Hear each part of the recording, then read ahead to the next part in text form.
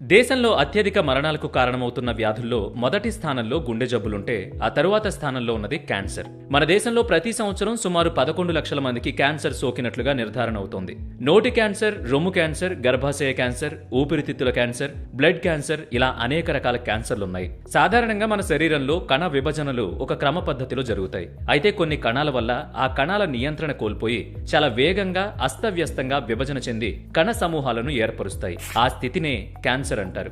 ఈ కణ సమూహాలను కణితి లేదా ట్యూమర్ అని పిలుస్తారు. అయితే మన దేశంలో క్యాన్సర్ బాధితుల్లో ప్రతి ముగ్గురులో ఇద్దరికి వ్యాధి ముదిరిన తరువాతే ఇది నిర్ధారణ అవుతుంది. ఇతర దేశాలతో పోలిస్తే మన దేశంలో క్యాన్సర్ బాధితుల శాతం తక్కువ ఉన్నప్పటికీ తొలి దశలో గుర్తించలేకపోవడంతో క్యాన్సర్ మరణాల శాతం ఎక్కువగా నమోదవుతోంది. అవగాహన లేకపోవడం, నిరక్షరాస్యత, భయం, వివిధ రకాల అపోహల వల్ల క్యాన్సర్ నిర్ధారణ ఆలస్యం అవుతోంది.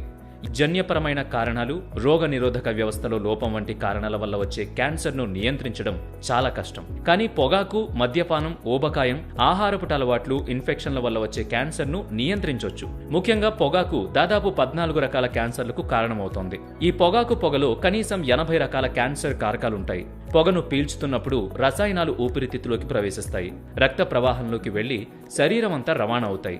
ధూమపానం లేదా పొగాకు వల్ల ఊపిరితిత్తులు, నోటి క్యాన్సర్లు మాత్రమే కాకుండా అనేక ఇతర క్యాన్సర్లు కూడా వచ్చే అవకాశం ఉంది. ప్రస్తుతం పొగాకు వాడడం వల్ల దాదాపుగా 22% క్యాన్సర్ మరణాలు సంభవిస్తున్నాయి. ఇక మద్యపానం వల్ల కొలరెక్టల్, బ్రెస్ట్, గొంతు, అన్నవాహిక, కాలేయం, కడుపుతో పాటు 6 రకాల క్యాన్సర్లు వస్తాయి. అధిక బరువు వల్ల గర్భాశయం, ప్యాంక్రియాటిక్ క్యాన్సర్ సహా 12 విభిన్న క్యాన్సర్లు వచ్చే ప్రమాదం ఉంది. దాదాపుగా 70% సర్వైకల్ క్యాన్సర్లు హ్యూమన్ పాపిలోమా వైరస్ HPV ఇన్ఫెక్షన్ల వల్ల సంభవిస్తాయి. అయితే కాలేయ cancer, non Hodgkin lymphoma, hepatitis B, C virus వల్ల కూడా క్యాన్సర్ సంభవించవచ్చు. అధిక కొవ్వు పదార్థాలు, ముఖ్యంగా ఎర్రని మాంసం, ప్రాసెస్ చేసిన మాంసం, సాల్టెడ్ ఫుడ్స్ తినడం, తక్కువ పండ్లు, కూరగాయలు తినే అలవాట్ల వల్ల అనేక రకాల క్యాన్సర్లు చుట్టుముట్టే ముప్పు ఉంది. క్యాన్సర్ ముప్పు తగ్గించుకోవాలంటే ఏం చేయాలి? యుక్త వయసు దాటేలోపే, అంటే 9 నుంచి 25 ఏళ్ల లోపు మహిళలు గర్భాశయ క్యాన్సర్ రాకుండా HPV వ్యాక్సిన్ తీసుకోవాలి. సిగరెట్, బీడీ, చుట్టా, హుక్కా, జర్దా, గుట్కా వంటి అలవాట్లను పూర్తిగా పక్కన పెట్టాలి. ఆ వ్యసనం నుంచి బయటపడడానికి అవసరమైతే వైద్యుల సలహాలు కూడా తీసుకోవాలి. మద్యం, మాదక ద్రవ్యాలకు కూడా దూరంగా ఉండాలి. శారీరకంగా చురుగ్గా ఉండాలి. వాయు కాలుష్యం నుంచి కాపాడుకోవడానికి మాస్క్ వాడడం, ఇంట్లో గాలి ప్రసరణ బాగా ఉండేలా చూసుకోవడం చాలా ముఖ్యం. క్యాన్సర్ను ముందుగా గుర్తించడం ఎలా?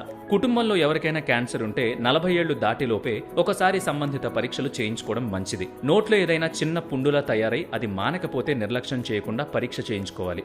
అసంకల్పితంగా బరువు తగ్గడం, రక్తహీనత, నీరసం లేదా ఏవైనా లక్షణాలు కనిపిస్తే ఆలస్యం చేయకుండా వైద్యుల వద్దకు వెళ్లి పరీక్షలు చేయించుకోవాలి.